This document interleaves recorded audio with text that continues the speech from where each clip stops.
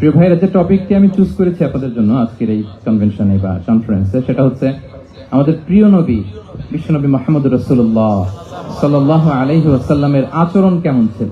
কেমন ছিল আমার প্রিয় নবীজির আচরণ? তিনি মানুষের সাথে কেমন আখলাকে, কেমন ব্যবহার তিনি করতেন, কেমন ডিলিংস করতেন, তার ইন্টারাকশন গুলো মানুষের সাথে কেমন ছিল, তার আচরণ কেমন ছিল, এই টপিকে আমরা কথা শুনবো। আমরা যদি কোরআনকে জিজ্ঞেস করি যে কোরআন, তুমি বলো তো বিশ্বনবী সাল্লাল্লাহু আলাইহি ওয়াসাল্লামের আচরণ কেমন ছিল, আমার নবীর আখলাক কেমন ছিল, ব্যবহার কেমন ছিল, কোরআন খুব প্রিসাইজলি আমাদেরকে জানায় এবং বলে যে ওয়া ইন্নাকা লাআলা খুলুকিন আযীম, and verily you are on a very good standard of character. এর অর্থ হচ্ছে, নবী হে, নিশ্চয়ই আপনি নৈতিক চরিত্রের সর্বোচ্চ মানের উপর প্রতিষ্ঠিত। সুবহানাল্লাহ। চারিত্রিক মাধুর্যতা, চারিত্রিক নির্মলতা, উন্নত চরিত্র, সর্বোত্তম চরিত্র বলতে আমরা যা বুঝাই তার সবটা দিয়ে আল্লাহ তাআলা বিষ্ণু ইসলামের চরিত্রকে নির্মাণ করেছেন। বিষ্ণু ইসলাম মাথার চুল থেকে পায়ের নখ পর্যন্ত একটা কলমের কালির ডট ফেলার ক্ষমতা বিশ্বের কারণে, ঠিক কিনা বলেন? এজন্য আল্লাহ বলছেন ওয়া ইন্নাকা লাআলা খুলুকিন আযীম, নৈতিক চরিত্রের সর্বোচ্চ স্ট্যাটাস, সর্বোচ্চ মানে আপনি নবীকে প্রতিষ্ঠিত। এবং তিনি বলতেন ওয়া ইন্নামা বুইসতু লিউতাম্মিমা মাকারিমাল আখলাক, আমি উত্তম আচরণের পূর্ণতা দান করার জন্য এই পৃথিবীতে এসেছি। উত্তম চরিত্রের পূর্ণতা দিতে, চারিত্রিক পূর্ণতা দিতে, বিশ্ববাসীকে উত্তম চরিত্র শেখাবার জন্য এই পৃথিবীতে এসেছি। বিষ্ণু ইসলামের চরিত্রের চাইতে সুন্দর চরিত্র এই পৃথিবীতে কারো কি হতে পারে? আমরা তো আমাদের নেতাদের চরিত্রের ব্যাপারে বলি, আমার নেতার চরিত্র ফুলের মতো। আসলে কোথায় কি বলতে হবে এই সেন্সটাই আমাদের নাই। আল্লাহু আকবার। বিষ্ণু ইসলামের চরিত্রের ব্যাপারে স্বয়ং আল্লাহ তাআলা সার্টিফাই করেছেন। এবং আম্মা জান আয়েশা রাদিয়াল্লাহু তাআলা আনহাকে যখন জিজ্ঞেস করা হতো যে হে আম্মা, আপনি বলেন তো আমাদের নবীর চরিত্র কেমন ছিল, কাইফা কানা খুলুকু রাসূলিল্লাহ, কেমন ছিল নবীর চরিত্র, সাহাবারা বড্ড আগ্রহ নিয়ে জিজ্ঞেস করতেন। আম্মা জান আয়েশা বলেছেন কানা খুলুকুহু আল কোরআন, বিষ্ণু ইসলামের চরিত্র ছিল কোরআনী চরিত্র। কোরআনে যা করতে বলা হয়েছে, যা করতে বারণ করা হয়েছে, তা প্র্যাকটিক্যালি বিশ্বনবীর জীবনে সেটা করে দেখানো হয়েছে। এবং তিনি বলতেন ইনদামা রাসূলুল্লাহ সাল্লাল্লাহু আলাইহি ওয়াসাল্লাম ইয়ামশি আলাল আরদ কাআন্নাল কুরআন ইয়ামশি আলাইহি, বিষ্ণু ইসলাম যখন রাস্তা দিয়ে হেঁটে যেতেন, as if a living Quran is walking on the street, মনে হতো একটা জীবন্ত কোরআন রাস্তা দিয়ে হেঁটে যাচ্ছে। এত সুন্দর ছিল বিষ্ণু ইসলামের চরিত্র। উনি যে নিজেই উত্তম আচরণের ছিলেন তাই নয়, তিনি সর্বোত্তম আচরণ যেন আমরা অর্জন করি এটার ব্যাপারে গুরুত্ব আরোপ করেছেন। রাসূল সাল্লাল্লাহু আলাইহি ওয়াসাল্লামকে জিজ্ঞেস করা হলো, নবী হে, কোন জিনিস মানুষকে সবচেয়ে বেশি আল্লাহ জান্নাতে প্রবেশ করাবে? সুইলা রাসূলুল্লাহ সাল্লাল্লাহু আলাইহি ওয়াসাল্লাম আন আকসারি মা ইউদখিলুন নাস আল জান্নাহ, জিজ্ঞেস করা হলো নবী কোন জিনিস মানুষকে বেশি জান্নাতে ঢুকাবে? বিষ্ণু বললেন তাকওয়াল্লাহ ওয়া হুসনুল খুলুক, এক হচ্ছে আল্লাহর ভয়, আরেক হচ্ছে সুন্দর আচরণ। সুবহানাল্লাহ। তাহলে এই হাদিস থেকে বুঝলাম যারা বেশি নামাজ পড়বে তারা বেশি জান্নাতে ঢুকবে নাকি? নামাজ পড়তে পড়তে যারা কপাল কালো করে ফেলছে এরা ঢুকবে না? যারা হজ করতে করতে বড় হাজী সাহেব হয়েছে, জিকির করতে করতে হাতে 3-4টা তাসবিহ রেখেছে, তাদের কথা বলা হয়েছে? এগুলো নিঃসন্দেহে অনেক বড় আমল, কিন্তু সবচাইতে বেশি জান্নাতে প্রবেশ করাবে যে আমল, বিষ্ণু বললেন এক হচ্ছে আল্লাহর ভয়, আরেক হচ্ছে সর্বোত্তম আচরণ। প্রিয় ভাইরা, ইসলামের মেজাজটাকে চিনে নেন, ইসলামের এসেন্সটাকে বুঝে নেন। আমরা ভালো আচরণকে গুরুত্ব দিতে চাই না। অনেক নামাজি লোক দেখবেন নামাজ পড়তে পড়তে কপালে কালো দাগ ফেলে দিচ্ছে, বাসায় বউয়ের সাথে খারাপ আচরণ করে, খিটখিটে মেজাজের, প্রতিবেশীর সাথে শুধু ঝগড়া, কলিগদের সাথে ঝগড়া, মারামারি, দুঃসম্পর্ক, এরকম আছে না? নেই বলেন? আছে না? কিন্তু নামাজি, অনেক বড় হাজি, একদিনও কোরআন তেলাওয়াত মিস হয় না।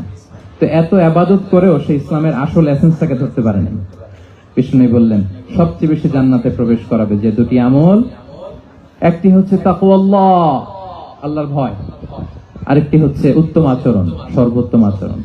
তো আমরা যেন উত্তম আচরণের অধিকারী হই, আমার স্ত্রীর সাথে যেন ভালো আচরণ করি, প্রতিবেশীর সাথে যেন ভালো আচরণ করি, ছেলে মেয়েদের সাথে যেন আমাদের অ্যাটিটিউডটা ভালো থাকে, আচরণটা ভালো থাকে, কলিগের সাথে যেন ভালো থাকে।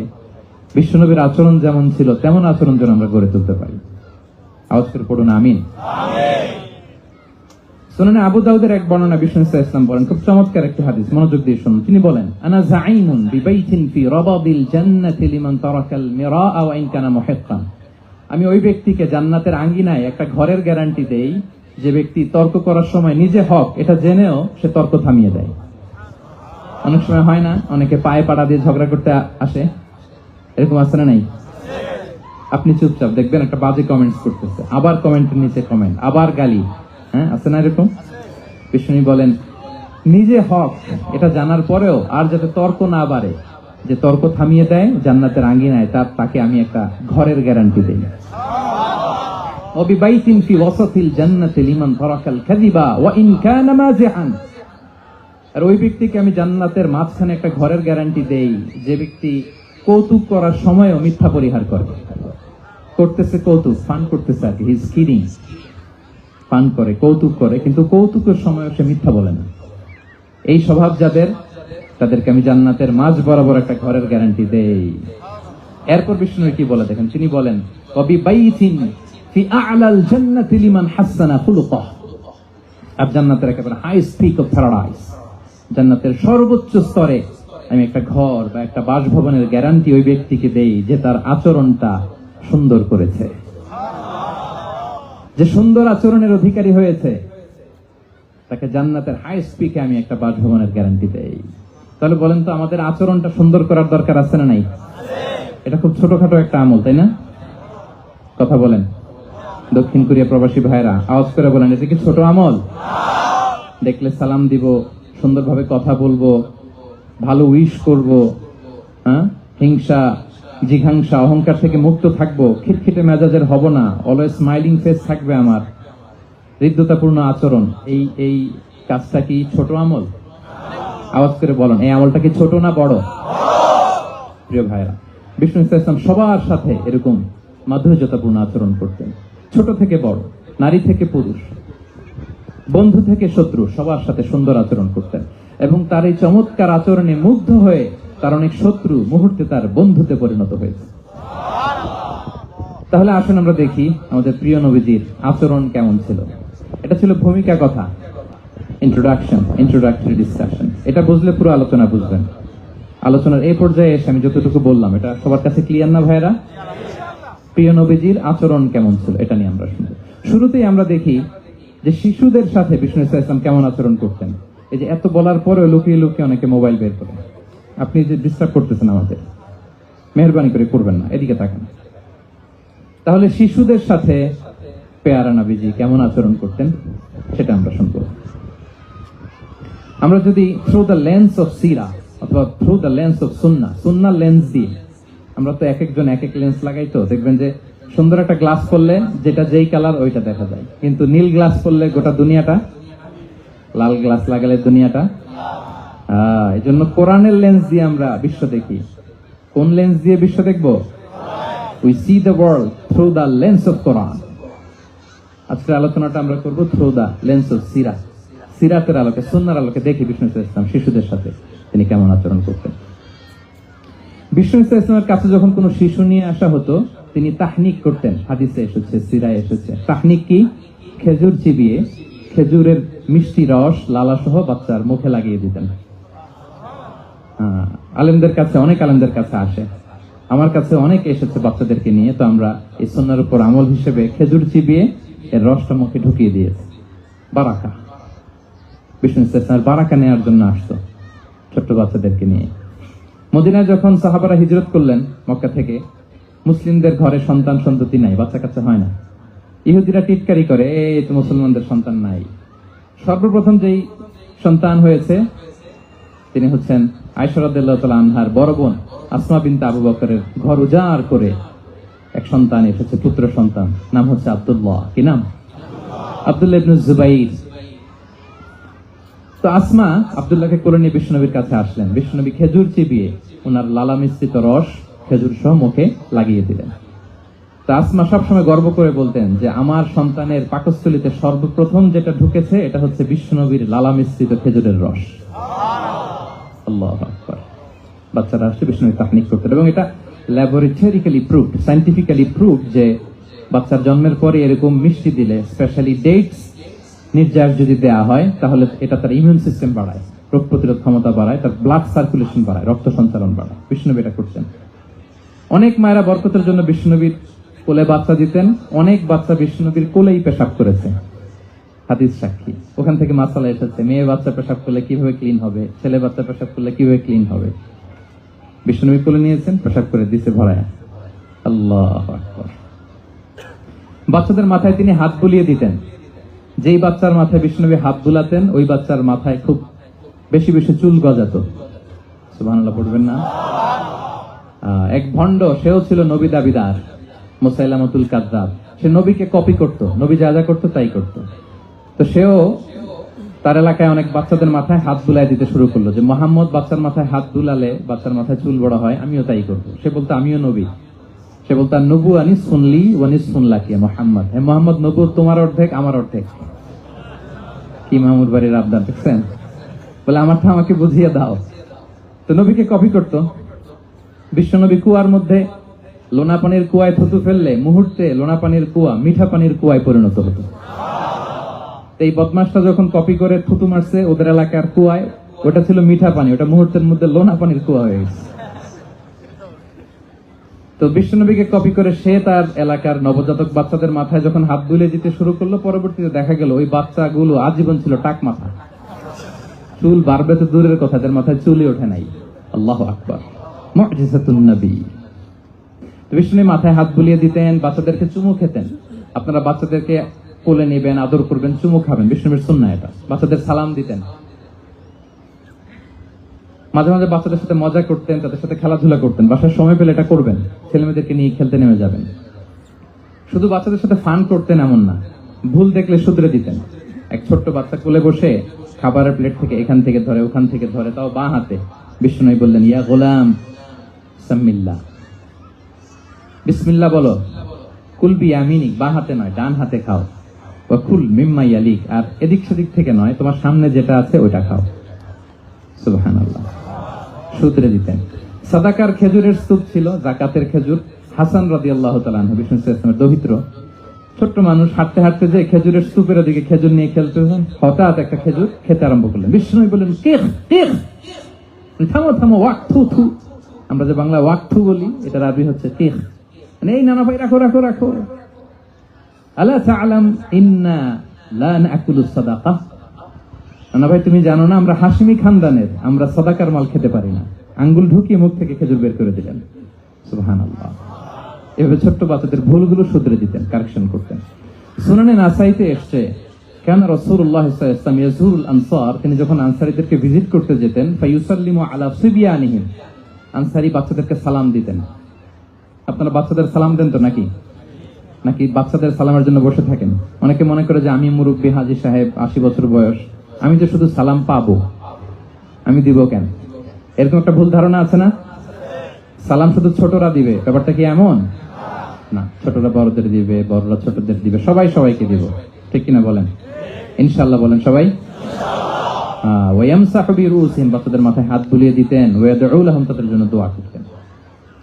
তাহলে বিশ্বনবীর বাচ্চাদের সাথে আচরণ, ডিলিংস, ইন্টারঅ্যাকশন কেমন ছিল বুঝতে পেরেছেন? একবার এক নামাজে ওনার নাতিদেরকে নিয়ে হাজির হলেন, হাসান হুসাইন রাদিয়াল্লাহু আনহুমাকে নিয়ে। তো নামাজের এক সিজদায় বিশ্বনবী এমন লম্বা সময় সিজদায় পড়ে রইলেন, মাথা আর উঠান না। মুসল্লিরা তো অবাক, সাহাবারা ভাবলেন হায় রে, নবীজি অসুস্থ হয়ে গেলেন নাকি, অথবা ওহী নাজিল হলো নাকি। নামাজ শেষে সাহাবারা জিজ্ঞেস করলেন, ইয়া রাসূলুল্লাহ, আপনি কি অসুস্থ হয়েছেন নাকি ওহী নাজিল হচ্ছিল? এত লম্বা সিজদা দিতে তো কখন দেখি নাই। বিশ্বনবী বললেন, না না, কুল্লুন যালিকা লাম ইয়াকুন, কোনটাই না, বরং ওয়ালাকিন নাবনি ইরতাহালানি, আমার নানা ভাই হাসান হুসাইন সিজদারত অবস্থায় আমার পিঠের উপরে উঠে বসেছিল। ফাকারিহতু আন উআজ্জিলাহু হাত্তা ইয়াকদিয়া হাজাতা, আমি উঠে গেলে তাদের ডিস্টার্ব হবে, এজন্য সেজদায় পড়েছিলাম। যতক্ষণ তাদের পিঠে উঠে খেলতে মনে চেয়েছে তারা খেলেছে, তারা নেমেছে, তারপরে সেজদা থেকে মাথা উঁচু করে দাঁড়িয়েছি। কি কনসিডারেশন ছিল, কি কনসিডারেট পিপল ছিলেন, সুবহানাল্লাহ বিহামদিহি। তা আমরা কাঁধে নিয়ে খেলবো তো দূরের কথা, আমরা অনেকে বাচ্চাদেরকে মসজিদে দেখলেই রেগে যাই, আছে না নাই? অনেক মুরব্বীরা আছে মসজিদে বাচ্চা দেখতে পারে না, দেখবেন হ্যাঁ, খিটখিটে মেজাজের হয়ে যায়, রিঅ্যাক্ট করে। আলহামদুলিল্লাহ গত অনেক বছর ধরে বাংলাদেশে এটা নিয়ে আমরা কন্টিনিউয়াসলি বলেছি যে না, শিশুদেরকে আপনারা মসজিদে আসলে ধমক দিবেন না, ভুল করলে, আওয়াজ করলে, চিৎকার করলে তাদেরকে বকা দেওয়া যাবে? বলেন। আজকে যদি বকা খেয়ে মসজিদ থেকে ফিরে যায়, আর কোনোদিন মসজিদের দিকে পা বাড়াবে? ও যাবে ক্লাবে, হ্যাঁ, ও যাবে গানের কনসার্টে, আর ফেরাতে পারবেন মসজিদে? আর আসবে না। খবরদার, আপনার একটা ধমকের কারণে মসজিদমুখী কোনো শিশু যেন অন্যদিকে না যায়। বুঝাবেন যে আব্বু এটা আমাদের ইবাদত গাহ, পবিত্র জায়গা, কিন্তু দুষ্টামি করতে হয় না, আওয়াজ করতে হয় না, আল্লাহ তোমাকে অনেক গুনাহ দিবে। গুনার ভয় দেখালে কিন্তু বাচ্চারা দুষ্টামি করে না, দেখবেন, ঠিক কিনা বলেন? এই সেন্সটা তাদের আছে, এভাবে বুঝাবেন। মুসনাদে আহমদ একটা হাদিস এসেছে, বিষ্ণু ইসলাম ওনার চাচাতো ভাইদেরকে নিয়ে দৌড় প্রতিযোগিতা করাতেন, লাইন ধরে দাঁড় করাতেন, আর বলতেন মান সাবাকা ইলাইয়া ফালাহু কাদা ওয়া কাদা, সবাই দাঁড়াও, দেখি কে কার আগে আমাকে দৌড়ে ধরতে পারে, যে ধরতে পারবে তাকে পুরস্কার দেব। আল্লাহু আকবার। এবং বিষ্ণুনবীর এই কথা শুনে সবাই দৌড়ে যে বিষ্ণুনবীর ঘাড়ের উপর উঠতো, বুকের উপর উঠতো, ঝাঁপিয়ে পড়তো, বিষ্ণুনবী সবাইকে ধরে আগলে নিতেন, প্রত্যেকের গালে চুমু খেতেন। পড়েন সুবহানাল্লাহ। এই ছিল শিশুদের প্রতি বিষ্ণু ইসলামের আচরণ। তো আমরা এরকম আচরণ করি কিনা? আমাদের আচরণটা আমাদের বাচ্চা, আমাদের আত্মীয় স্বজনের ছোট ছেলে মেয়ে, আমরা কোথাও শিশুদেরকে যদি দেখি, আমরা তাদের সাথে কিভাবে আচরণ করি, একটু মিলিয়ে নিন কার আচরণ কেমন, এরকম করেন কিনা। আমি আর জিজ্ঞেস করতে চাইলাম না, জাস্ট আস্ক ইউরসেলফ, নিজেকে জিজ্ঞেস করুন যে আমরা আমাদের বাচ্চাদের সাথে এরকম আচরণ করি কিনা। তাহলে প্রথম পয়েন্টটা কি, আর শিশুদের সাথে বিষ্ণু ইসলামের কেমন আচরণ ছিল, এটা কি আপনাদের কাছে ক্লিয়ার হয়েছে প্রিয় ভাইরা? আপনাদের কষ্ট হচ্ছে না? হ্যাঁ, শেষ করে দিব? আরো কয়েক মিনিট শুনবেন তো? ইনশাআল্লাহ পড়ুন সবাই। আচ্ছা, শিশুদের পার্ট শেষ, এবার দেখি বয়স্কদের সাথে, অ্যাডাল্টদের সাথে বিষ্ণু ইসলামের আচরণ কেমন ছিল, বড়দের সাথে কেমন আচরণ করতেন আমরা। আসুন দেখি। সাহাবারা তো সবচাইতে বেশি বিশ্বনবীর সঙ্গ পেয়েছেন, তাই না? বিশ্বনবীর সবচাইতে বেশি সঙ্গ পেয়েছেন কারা? আওয়াজ করে বলুন, ক্লাসের মতো কারা? সাহাবারা সবচাইতে বেশি সঙ্গ পেয়েছে। তাদের সাথে কেমন আচরণ ছিল? যে আয়াতটি দিয়ে আমি শুরু করেছি, আল্লাহ বলেছেন ফাবিমা রাহমাতিন মিনাল্লাহি লিনতা লাহুম ওয়ালাউ কুনতা ফাযযান গালিযাল কলবি লানফাদ্দু মিন হাওলিক। সাহাবারা বিশ্বনবীর এত ভালোবাসা পেয়েছেন, এত সুন্দর আচরণ পেয়েছেন, তারা বিশ্বনবীকে সব সময় আগলে রাখতে চাইতেন, ঘিরে থাকতে চাইতেন, তার সঙ্গ ছাড়তে চাইতেন না। পড়েন সুবহানাল্লাহ। সবসময় ঘিরে রাখতে চাইতেন। বাসায় ভাল লাগে না, বিষ্ণুনবীর কাছে চলে যেতেন। ওয়াইফের সাথে মনোমালিন্য, নবীর দরবারে চলে যেতেন। এমনকি কোন সাহাবীর পেটে যদি ক্ষুধা লাগতো, ঘরে খাবার না থাকতো, তারা বিষ্ণুনবীর কাছে চলে যেতেন। তারা বলতেন নবীর চেহারার দিকে তাকিয়ে থাকলেই আমাদের ক্ষুধা মিটে যেত। আগলে রাখতেন সবসময় বিষ্ণু ইসলামকে। আর সবসময় বিষ্ণু ইসলাম একটা স্মাইলিং ফেস নিয়ে তাদের সাথে কথা বলতেন, মুচকি হাসবেন। বিষ্ণু বলেন তাবাসসুমুকা ফি ওয়াজহি আখিকা সাদাকা, you smile to your brother, it's a charity. তোমার ভাইয়ের দিকে তাকিয়ে তুমি যে মুচকি হাসো, এটা সাদাকা দেওয়ার সওয়াব কামিয়ে ফেলো তুমি। এবং সাহাবারা বলতেন মা রাআইতু আহাদান আকসারা তাবাসসুমান মিন রাসূলিল্লাহ সাল্লাল্লাহু আলাইহি ওয়াসাল্লাম। বিষ্ণুবীর চাইতে বেশি কাউকে আমরা কোনোদিন মুচকি হাসি দিতে দেখিনি। মুচকি হাসেন তো আপনারা? তো গোমরা মুখ করে রাখছেন কেন? হাসেন হাসেন, মুচকি হাসেন, হাসবেন। হাসতে পয়সা লাগে? হ্যাঁ, কত অন লাগে বলেন মুচকি হাসি দিতে? হ্যাঁ, আচ্ছা, লাগে না তো মুচকি হাসবেন। হাসলে যদি সাদাকার সওয়াব হয়, তো আমরা মুখ গোমরা করে রাখবো কেন? আমরা কি করব? মুচকি হাসবো। রাজি আছেন? দেখবেন যিনি মুচকি হাসে তাকে সবাই পছন্দ করে, আর যিনি গোমরা মুখ থাকে তার দেখতে ভালো লাগে। আমার ভালো লাগে না, আপনাদের লাগে? লাগে? লাগে না, লাগে না। হাসি কিন্তু সংক্রামক, ইতিবাচক ভাবে সংক্রামক। আপনি হাসলে দেখবেন হেসে হেসে কথা বলে, যার সাথে বলতেছেন তারও একটা হাসি। আপনি গোমরা মুখে থাকলে ওই ব্যক্তিও গোমরা মুখ, ঠিক কিনা বলেন? এবং মুচকি হাসলে স্বাস্থ্য ভালো থাকে, মানসিক স্বাস্থ্যের সাথে এটা সম্পর্ক আছে। মুচকি হাসবেন, মোবাইল বন্ধ করবেন। এই যে খুব দায়িত্বশীলতার সাথে আমি মুচকি হেসে হেসে ভিডিও করতেছি। প্রিয় ভাইয়েরা, দেখেন বিষ্ণু ইসলাম কেমন কনসিডারেট ছিলেন। বিশ্বনবী যদি কারোর সাথে মুসাফা করতেন, ভাই একটু হাত মিলান তো, এই যে ওই লোক হাত সরানোর আগে বিশ্বনবী হাত সরাতেন না। যখন উনি হাতটা টান দিতেন তখন নবী হাত টান দিতেন। কারোর সাথে কথা বলার সময় এইভাবে আর চোখে তাকাতেন না, এইভাবে না। কথা বলতে হইলে ঘুরে তার দিকে হয়ে তাকে সম্মান দিয়ে, রেসপেক্ট দিয়ে কথা শুরু করতেন। কেউ কোনো গুরুত্বপূর্ণ কথা কানে কানে বলতে চাইলে তিনি কথা শেষ না হওয়া পর্যন্ত মাথা সরাতেন না। সুবহানাল্লাহ, আস্তে বলেন। আল্লাহু আকবার, আল্লাহু আকবার। একটু মিলিয়ে নেই, আসলে কি আমরা পারি এত চমৎকার আচরণ উপহার দিতে? আল্লাহ, কতটা কনসিডারেট ছিলেন দেখেন। এক বেদুইন, অক্ষর জ্ঞানহীন মানুষ, সভ্যতার ছোঁয়া তার মধ্যে লাগেনি। সে মসজিদে নববীতে ঢুকে একবার মসজিদে নববীর মাঝখানে পেশাব করা শুরু করলেন। কি করা শুরু করলেন? কোথায়? টয়লেটে? কোথায়? ইসলামের সবচাইতে দ্বিতীয় সবচাইতে পবিত্র জায়গায়, বিশ্বনবীর মসজিদের মাঝখানে। সাহাবারা তাকে মারতে উদ্ধত হলেন। বিষ্ণু বললেন, দাও, থামো থামো, এই থামো থামো। কারণ প্রস্রাব করার সময়, টয়লেট করার সময় হুট করে কাউকে ধমক দেওয়া যায় না, ডাকা যায় না, দরজায় বড় নক করা যায় না, করলে তার ক্ষতি হতে পারে, এটা করবেন না। বিষ্ণু বললেন, দাও ওয়া হারিকু আলা বাউলিহি সাজলান মিন মা। এই রাখো, বেচারাকে পেশাব করতে দাও, পেশাব করতে দাও। সে পেশাব শেষ করলো। বিষ্ণু বললেন, এক বালতি পানি ঢেলে দাও। এই এক বালতি পানি বালুতে মিশে জায়গাটা পরিষ্কার হয়ে যাবে। এরপর বিষ্ণু ইসলাম বললেন, ফাইন্নামা বুইসতুম মুয়াসসিরিন ওয়া লাম তুবআসু মুআসসিরিন। তোমরা এত কঠোর হচ্ছ কেন? আল্লাহ তো তোমাদেরকে কঠোর করে পৃথিবীতে পাঠাননি, সহজপন্থী করে আল্লাহ তাআলা আমার এই উম্মতকে পৃথিবীতে পাঠিয়েছে। পড়েন সুবহানাল্লাহ। দেখেন কত চমৎকার আচরণের ছিলেন। এবং পরে লোকটাকে বুঝিয়ে বললেন, সে কালিমা পড়ে মুসলমান হয়ে গিয়েছে। আল্লাহু আকবার। এই ছিল বিষ্ণু ইসলামের ইন্টারেকশন সাহাবাদের সাথে। এবং সাহাবাদের জন্য তিনি দোয়া করতেন প্রাণ ভরে। প্রিয় ভাইরা, দোয়া চাওয়া, দোয়া করা দুটোই সুন্নাহ। প্রাণ ভরে তিনি সাহাবাদের জন্য দোয়া করেছেন। বিষ্ণু ইসলাম একবার ওয়াশরুম সেরে এসে দেখলেন কে যেন অজুর পানি রেখে গিয়েছে। জিজ্ঞেস করলেন, কে রেখেছে? বলা হলো, আব্দুল্লাহ ইবনে আব্বাস রেখে, ছোট্ট আব্দুল্লাহ। বিষ্ণু ইসলাম খুশি হয়ে গেলেন, হায় রে, সে কিভাবে খেয়াল করলো, আমি এখন ওয়াশরুম থেকে আসলেই তো আমার অজুর পানি লাগবে। খুশি হয়ে একটা দোয়া করলেন তার জন্য। তিনি বললেন, আল্লাহুম্মা ফাক্কিহহু ফিদ্দীন ওয়া আল্লিমহু তা'ওয়িল।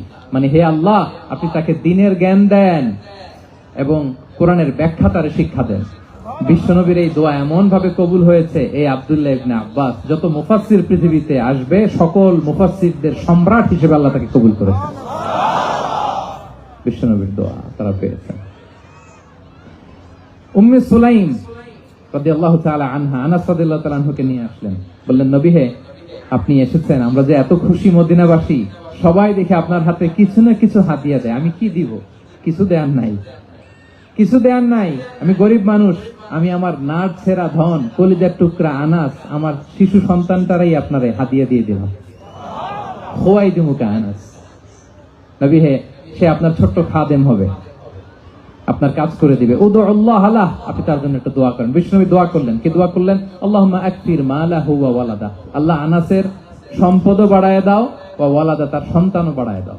দেখেন এই দোয়ার কি বরকত। এই দোয়ার বরকতে আনাস বলে, মদিনাতে যত খেজুর বাগান ছিল সবগুলো খেজুর বাগানে বছরে খেজুর হতো একবার, কিন্তু নবীর দোয়ার বরকতে আমি আনাসের বাগানে খেজুর হতো বছরে 2 বার। আর উনার সর্বসাকুল্যে ছেলে মেয়ে ছিল, কোন বর্ণনায় 78 জন, কোন বর্ণনায় 80 জন। আমাদের পুরো বংশে আছে 80 জন। কথা বলেন, আপনার পুরো গোষ্ঠীতে 80 জন আছে? ওনার শুধু ছেলে মেয়ে, একজনের ছেলে মেয়ে কয়জন? 80 জন। বিষ্ণুনবীর দোয়া কি ইন্টারেকশন দেখেন, একজন ট্রু লিডারের কি বৈশিষ্ট্য। তিনি সাহাবীদের ভালো গুণ দেখলে তাদেরকে উৎসাহিত করতেন, ইন্সপায়ার করতেন, প্রশংসা করতেন। আবু মুসা আল-আশআরী রাদিয়াল্লাহু তাআলা আনহু, তিনি রাত জেগে চমৎকার কণ্ঠে তেলাওয়াত করতেন। একদিন তার ঘরের পাশ দিয়ে বিষ্ণুনবী যাচ্ছিলেন। পরের দিন বললেন, আবু মুসা, আমি কিন্তু তোমার কণ্ঠ শুনেছি, বড় সুরেলা গলা তোমার। লাকাদ উতিতা মিজমারান মিন মাজামিরি আলি দাউদ। দাউদ নবীর গলায় আল্লাহ যে সুরের ঝংকার দিয়েছেন, এই উম্মতের মধ্যে আল্লাহ তোমার গলায় সেই সুরের লহরী ঢেলে দিয়েছেন। আচ্ছা বলেন, নবী যদি প্রশংসা করে যে তোমার তেলাওয়াতটা খুব সুমধুর হয়েছে, তার কেমন লাগবে বলেন তো? আচ্ছা নবী বাদ দেন, শায়েখ আব্দুর রহমান সুদাইস এসে যদি আপনারে বলে তোমার কণ্ঠটা তো বড় মিষ্টি, তোমার কণ্ঠ রেসাইটেশন তো বড় সুন্দর, কেমন লাগবে আপনার? আর স্বয়ং বিশ্ব নবী যদি বলে, সুবহানাল্লাহ পড়বেন না? আল্লাহু আকবার। এইভাবে বিষ্ণু ইসলাম সাহাবাদেরকে উৎসাহিত করতেন। মাঝে মাঝে প্রশ্ন করতেন, তাদের অ্যাটেনশন গ্রো করার জন্য তিনি প্রশ্ন করতেন। একবার বলেন দেখি, কে বলতে পারে ইন্না মিনাশ শাজারি শাজারা লা ইয়াসকুতু ওয়ারাকুহা মাসালুহা মাসালুল মুমিন, একটা গাছ আছে, এই গাছের পাতা ঝরে না, এর দৃষ্টান্ত মুমিনের দৃষ্টান্ত। কে পারো দেখি? কোন সাহাবী পারে না, কারণ তারা ভাবতেছিল দূরের ওই সিরিয়ার কোন গাছ হবে, অমুক জায়গায় মরুভূমির গাছ হবে, ঘরের পাশে যে খেজুর গাছ ওইটা আর কেউ হবে না। ভাবছে প্রশ্ন যেহেতু করছে, এত সহজ উত্তর হইলে তো প্রশ্ন করার কথা ছিল না।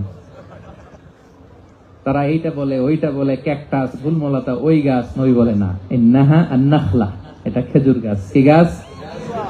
তো আব্দুল্লাহ ইবনে ওমর তখন খুব ছোট, তিনি মনে মনে ধরে ফেলছিলেন, কিন্তু ভয়ে বলে না। তো বাসায় যে ওমর রাদিয়াল্লাহুকে বলে, আব্বা আপনারা কেউ পারেন না, আমি তো জানতাম এটা খেজুর গাছ, তো বললা না যে? আব্দুল্লাহ বলে, আপনি পারেন না, অন্যান্য সাহাবারা বাচ্চা তারা কেউ পারে না, আমি কেমনে কই? ওমর রাদিয়াল্লাহু বললেন, আজকে যদি তুমি বলতে পারতে লাল উট পেলে আরবরা যে যত খুশি হয়, আমি তার চেয়েও বেশি খুশি হয়ে যেতাম। নবীর সামনে আমার বুকটা এত বড় হয়ে যেত। আল্লাহু আকবার। দেখেন, প্রশ্ন ছুড়ে দিয়ে মনোযোগ আকর্ষণ করতেন সাহাবাদের, রসিকতা করতেন মাঝে মাঝে। রসিকতা, এক সাহাবী বলেন, ইয়া রাসূলুল্লাহ, আমার চলতে বড্ড কষ্ট হয়, আপনি যদি দয়া করে আমাকে একটা উট দিতেন, তাহলে আমি রাইড নিতাম এটার উপরে, এটা দিয়ে চলতাম, সফরের কষ্ট কমে যেত। বিষ্ণু বলেন, যাও ঠিক আছে, তোমাকে একটা উটের বাচ্চা দিব। কি দিব? সাহাবী বলেন, ইয়া রাসূলুল্লাহ, আমি চাইলাম কি আর আপনি বললেন কি? আমার তো লাগবে এমন উট যেটা দিয়ে মরুভূমিতে চলা যায়। বিষ্ণু বলেন, ওই উটটাও তো অন্য কোনো না কোনো উটের বাচ্চা। সুবহানাল্লাহ পড়বেন না? ছোট্ট কথা, দেখেন কি রসিকতা, কি সেন্স অফ হিউমার। সুবহানাল্লাহ। সাহাবীদের সাথে এক কাতারে মিশে কাজ করতেন, নিজ হাতে সাহাবীদের সাথে মিশে কি করেছেন? মসজিদে নববী নির্মাণ করেছেন। ৫ম হিজরিতে নিজে মরুভূমির বালু খনন করে পেটে পাথর বেঁধে পরীক্ষা খনন করেছেন সাহাবীদের সাথে। True leader. শুধু তাই নয়, সাহাবারা ভালো পরামর্শ দিলে সেটা অ্যাকসেপ্ট করতেন। আমাদের মধ্যে অনেকের একটা ইগোইস্টিক ঝামেলা আছে, বাড়ির কাজের মেয়ে বলছে, কাজের ছেলে বলছে, এই আমার স্টাফ বলছে, এটা আমি কেন শুনবো? এরকম একটা মেন্টালিটি অনেকের আছে না নাই? অনেক সময় তাদের মধ্য থেকেও ভালো পরামর্শ আসতে পারে না? বলেন পারে কিনা? বিশ্বনবী দেখতেন, কেউ ভালো পরামর্শ দিলে সেটা পিক করতেন, নিয়ে নিতেন। বদরের যুদ্ধে মুসলিম সৈন্যরা কোথায় ক্যাম্প করবে, বিশ্বনবী হঠাৎ একটা জায়গায় ক্যাম্প স্থাপনের নির্দেশনা দিলেন। হাব্বাব ইবনুল মুনজির রাদিয়াল্লাহু তাআলা আনহু, তিনি বললেন, ইয়া রাসূলুল্লাহ, অনুমতি দিলে একটা কথা বলবো। কি কথা?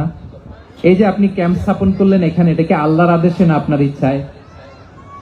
নবী বললেন, আমার ইচ্ছা, এটা আল্লাহর আদেশ নয়। বিষ্ণু বললেন, তাহলে ঠিক হয় নাই, লোকেশন সিলেকশন ঠিক হয় নাই, তাহলে কোথায়? হাব্বাব বললেন, ইয়া রাসূলুল্লাহ, ওই যে কূপ দেখা যায় ওখানে, দ্যাটস আওয়ার লোকেশন, ওখানে করলে ভালো হবে। কেন? বলতেছে, আমরা ওখানে ব্যারিকেড দিয়ে রাখবো, পানি আমাদের কন্ট্রোলে থাকবে, কুরাইশরা পানির অভাবে যুদ্ধ ছাড়াই মরবে, আমরা পানি খেয়ে যুদ্ধ করবো। সুবহানাল্লাহ বলেন। বিশ্বনবী সাথে সাথে হাব্বাবের কথা মেনে নিলেন, বলে যে না, আমি যে ডিসিশন দিয়েছি সৈন্যদের মধ্যে আবার ছড়িয়ে দাও, we should change our location. আল্লাহু আকবার। তাহলে সাহাবাদের সাথে ইন্টারেকশন কি ফ্র্যাঙ্কলি, কি ওপেন মাইন্ডেড। সুবহানাল্লাহ বিহামদিহি। তাহলে শিশুদের সাথে গেল, বড়দের সাথে, সাহাবাদের সাথেও গেল। আপনারা উঠতেছেন কেন ভাইয়েরা? আসর পড়েন নাই? কাজা হয়ে যাবে নামাজের জন্য? হ্যাঁ, উঠবেন না মেহেরবানি করে, অল্প কয়েক মিনিট, কেউ উঠবেন না। লম্বা সময় তো ওয়াশরুমের ব্যাপার থাকে, অনেকের হয়তো আবার নামাজ ছুটে গিয়েছে। আল্লাহ। আচ্ছা, ৩ নম্বরে স্টাফের সাথে, কর্মচারীর সাথে, সেবকের সাথে বিষ্ণু ইসলাম কি আচরণ করেছেন? বিষ্ণু ইসলামের অনেক খাদেম ছিল, সিরাতে এসেছে। সবার কথা তো বলা যাবে না, একজনের কথা বলি, আনাস রাদিয়াল্লাহু তাআলা আনহুর কথা। আনাস, লক্ষ্মীপুরে আমি এক জায়গায় ওনার কোন একটা ওয়াজ করতে যে আমি বললাম, আনাস নামটা কেমন লাগে? কারণ অনেকে বাচ্চা নিয়ে এসে বলে, হুজুর নাম রেখে দেন। তাই আমি বললাম, আজকে এখানে নাম দিয়ে দেই আনাস। এই বছর এই লক্ষ্মীপুরে যত বাচ্চা হবে, যাদের মনে চায় আনাস রেখে দিয়েন। ৩-৪ বছর পরে শুনি আনাস দিয়ে লক্ষ্মীপুর ভরে গেছে। অনেকে আমাকে জানাইছে ছেলের নাম কি আনাস।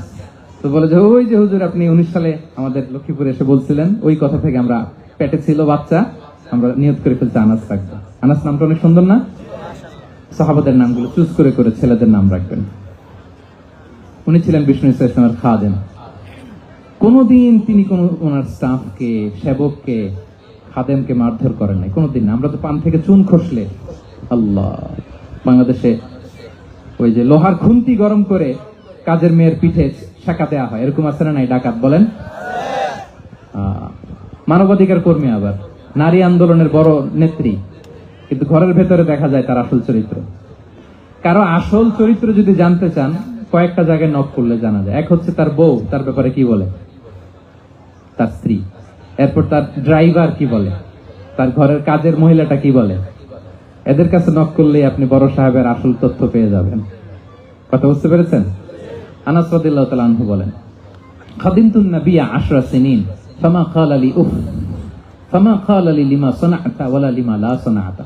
আমি 1 বছর 2 বছর নয়, 10 বছর বিশ্বনবীর খাদেম ছিলাম। আওয়াজ করে বলেন তো কয় বছর? একদিনের জন্য আমার কোনো কাজে বিরক্ত হয়, ইস, আরে বিরক্ত হয়ে আমরা এগুলো বলি না? একদিনের জন্য বলে না, একদিন, একটি মুহূর্তের জন্য। এই 10 বছরে একটিবারও পেয়ারা নবীজি বলেন নাই, আনাস এটা কেন করলে? একবারের জন্য বলে নাই, আনাস এটা করলে না কেন? একবারের জন্য তিনি বলেন। আনাস রাদিয়াল্লাহু তাআলা আনহু বলেন, একদিন একটা কাজে সম্ভবত জুব্বা আনতে আমাকে বিষ্ণু পাঠিয়েছিলেন। আমি ছোট মানুষ, জুব্বা আনতে যে ভুলে আমি মদিনার বাচ্চাদের সাথে খেলতে আরম্ভ করলাম, খেলা দেখতে আরম্ভ করলাম। বাচ্চারা রাস্তায় খেলাধুলা করে না? বিষ্ণুনবী যেটা আনতে পাঠিয়েছে ওইটা না এনে ভুলে, ছোট মানুষ তো, সেও দাঁড়িয়ে দাঁড়িয়ে মদিনার ছেলেমেয়েদের খেলা দেখতেছে। এখন সময়ের পর সময় যায়, ঘন্টার পর ঘন্টা যায়, আনাস তো আর আসে না জুব্বা নিয়ে। বিষ্ণুনবী ভাবলেন, হায় রে, আনাস মনে ভুলে গেছে, যাই নিজের কাজ নিজেই করে নিয়ে আস। বিষ্ণুনবী বেরোলেন, বেরোই দেখে ওই তো আনাস, আমার আনাস বাচ্চাদের সাথে খেলা দেখতেছে। আমরা হইলে কি করতাম? আমরা হইলে কি মাইর, ওই যে ডাইরেক্ট মাইর। আল্লাহ, আজকে তোর একদিন কি আমার একদিন না? বিষ্ণুনবী গেলেন, তিনিও বাচ্চাদের সাথে খেলা দেখতে শুরু করলেন, কিছুই বললেন না, শুধু আলতো হাতে আনাসের পিঠে হাত রাখলেন, ঘাড়ে আলতো হাতে। বিষ্ণুনবীর হাতটা রেশমের চেয়েও সফট ছিল। হাত রাখলেন, হাত রাখাতে আনাস রাদিয়াল্লাহু তাআলা আনহু ফানাযারতু ইলাইহি, তিনি বলেন আমি পিছনের দিকে তাকালাম, বিষ্ণুনবীর দিকে আমি তাকালাম। হঠাৎ করে দেখলাম যে বিষ্ণুনবী। তাকানোর পর পর আমি ভয় পেয়ে গেলাম, কিন্তু বিষ্ণু সাল্লাল্লাহু আলাইহি ওয়াসাল্লাম ধমকও দেয় নাই, কিরে আনাস তুই এখানে, এটাও বলে নাই। তাকালাম, ওয়া হুয়া ইয়াদহাক, তিনি একটা মুচকি হাসি দিলেন। বললেন, আনাস তোমাকে না কাজে পাঠিয়েছিলাম, এখানে কেন? আনাস বলে, ইয়া রাসূলুল্লাহ ক্ষমা করে দেন, আমি যাচ্ছি। আনাস বলে, বিশ্বনবীর সেদিনের মুচকি হাসির শাসন মরার আগের দিন পর্যন্ত আমার এই সোজা রাস্তায় রেখেছে। ভাইরা আমার, শাসন করতে জানলে পিট্টি দেয়া লাগে না, ধমক দেয়া লাগে না, মার দেয়া লাগে না। শাসন করতে জানলে একটা মুচকি হাসি দিয়ে শাসন করা যায়, ঠিক কিনা বলেন? তাহলে কর্মচারীর সাথে তার আচরণ কেমন ছিল আমরা জানলাম। এবার জানবো স্ত্রীর সাথে আচরণ। স্ত্রী যার সাথে আমার সম্পর্ক খুবই গভীর, খুবই মজবুত, তার সাথে কেমন আচরণ ছিল। সিরাতে অনেক কথা এসেছে, আমাদের সময় নেই, সংক্ষেপে বলি। স্ত্রীদের তিনি আগে সালাম দিতেন, মসজিদ থেকে ঘরে পৌঁছে দিতেন, ঘরের কাজে সহযোগিতা করতেন, ওঠে ওঠার সময় হেল্প করতেন, মাঝে মাঝে স্ত্রীদের পরামর্শও নিতেন। আপনারা এগুলো করেন তো? করেন? এই যে আওয়াজ নাই, পেছনে কিন্তু ভাবিরা বসে আছে সবাই। উল্টাপাল্টা বললে এখানে উইটনেস আছে, খবর আছে আজকে। এগুলো করেন? করেন? হ্যাঁ, করতে হবে, করতে হবে। বিষ্ণু সাল্লাল্লাহু আলাইহি ওয়াসাল্লাম নিজ হাতে ঘরে উটের দুধ দহন করতেন, রুটি সেকা দিতেন, কাপড় সেলাই করতেন, এই কাজগুলো করতেন। এবং আম্মা জান আয়েশা রাদিয়াল্লাহু তাআলা আনহাকে এত ভালোবাসতেন, তিনি বলেন, আমি গোশত খেয়ে ওইটার হাড্ডিটা রেখে দিলে বিশ্বনবী আমার খাওয়া হাড্ডিটা নিয়ে আবার চুষতে শুরু করতেন।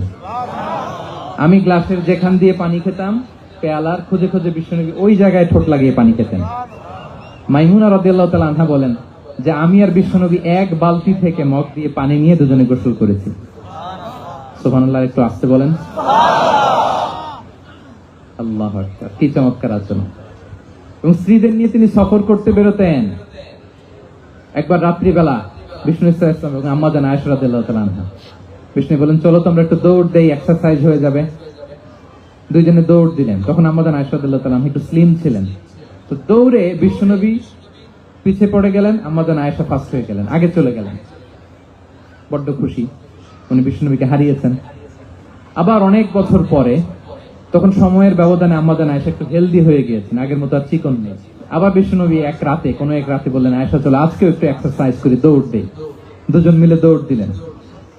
আজকে বিশ্বনবী আর আমাদের আয়েশাকে চান্স দেন নাই, তিনি জোরে দৌড়ে আমাদের আয়েশাকে রানার আপ করে দিলেন, উনি ফার্স্ট হয়ে গেলেন। এরপর কি বললেন জানেন? সুনানে আবু দাউদের হাদিস, তিনি বললেন, ইয়া আয়েশা হাদিহি বিতিলকা সাবকা। দেখেন বিশ্বনবী মনে রাখছেন, নোটে রাখছেন। বিশ্বনবী বললেন, আয়েশা ওই যে এত বছর আগে কোন এক রাতে মরুভূমিতে দৌড়ে আমাকে হারাইছিলা, আজকে ওইটার বদলা নিয়ে নিলাম। তিলকা সাবকা, ওইটার বিনিময়ে এটা। ওই দিন তুমি জিতছিলা, আজকে তোমার উপর আমি জিতে গেলাম। আল্লাহু আকবার। কি হৃদ্যতা ছিল, কি সম্পর্ক ছিল স্ত্রীর সাথে।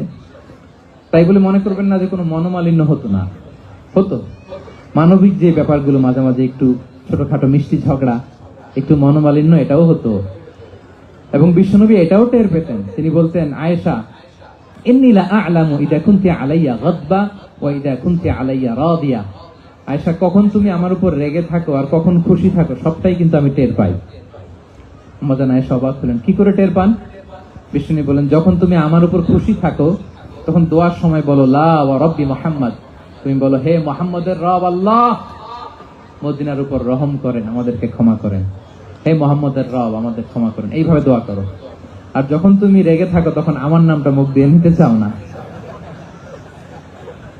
তখন তুমি দোয়াতে বলো লা ওয়া রাব্বি ইব্রাহিম, হে ইব্রাহিমের আল্লাহ, হে ইব্রাহিম নবীর খোদা, আমাদের মাফ করো। তখন তুমি আমার নাম নাও না, কৌশলে আমার নামটা বাদ দাও। আমাদের আয়েশা বলেন, ইয়া রাসূলুল্লাহ মা আহজুরু ইল্লা ইসমাক, নবী হে, আমি তো আপনার নামটাই শুধু মুখ থেকে বাদ দেই, আমার হৃদয় থেকে তো কখনো আপনারে বাদ দিতে পারি না। এটা ঠিক, তখন রেগে থাকি, আপনার নামটা মুখে নেই না, কিন্তু হৃদয় থেকে তো আপনাকে সরাতে পারি না। সুবহানাল্লাহ। এই ছিল বিষ্ণুর সাথে স্ত্রীদের সম্পর্ক। প্রিয় ভাইরা, আমরা যদি একটু দেখি প্রতিবেশীর সাথে কেমন আচরণ করতেন নেইবার। বিষ্ণু বলতেন, মান কানা ইউমিনু বিল্লাহি ওয়াল ইয়াউমিল আখির ফালইউকরিম দাইফা, যে আল্লাহ বিশ্বাস করে, আখিরাতে বিশ্বাস করে, সে যেন প্রতিবেশীকে সম্মান করে। এবং একবার আবু যার আল গিফারি রাদিয়াল্লাহু তাআলা আনহুকে বিষ্ণু সাল্লাল্লাহু আলাইহি ওয়াসাল্লাম বলেন, আবু যার ইযা তাবাখতা মারাকান ফাআকসির মাআ, হে আবু যার, তুমি যদি কখনো ঝোল তরকারি রান্না করো, ঝোলের তরকারি খাইছেন? আপনাদের সাউথ কোরিয়াতে তো বিখ্যাত একটা ঝোলের তরকারি আছে, কি নাম জানো? মাছের ম্যাগি বাগা, মেংথাম। আমরা একটা শব্দ শিখছিলাম, কি জন্য বলে? খামসা হামনিদা। কয়েকটা শব্দ শিখাই দিচ্ছে ভাইয়েরা আমাকে। তো এই যে নামটা বললাম, ঝোলের মধ্যে ট্যাংরা মাছ, শিং মাছ ঝোল দেয়া একটা তরকারি। তা আবু যার গিফারিকে বিষ্ণু সাল্লাল্লাহু আলাইহি ওয়াসাল্লাম বলেন, ইযা তাবাখতা মারাকান ফাকসির মা, হে আবু যার, কখনো যদি ঝোলের তরকারি রান্না করো, একটু বেশি করে পানি দিও, যাতে করে তোমাদের পাশাপাশি তোমার প্রতিবেশীর সাথে একটু ঝোল শেয়ার করতে পারো। প্রতিবেশীকে এত গুরুত্ব দিতেন। তিনি বলতেন, লাইসাল মুমিন আল্লাযী ইয়াশবা ওয়া জারুহু জাইউন ইলা জামবিহি, সে মুমিন নয় যে পেট পুরে খায় আর তারা প্রতিবেশী না খেয়ে রাত যাপন করে, সে মুমিন নয়। দেখেন প্রতিবেশীকে কত গুরুত্ব তিনি দিয়েছেন।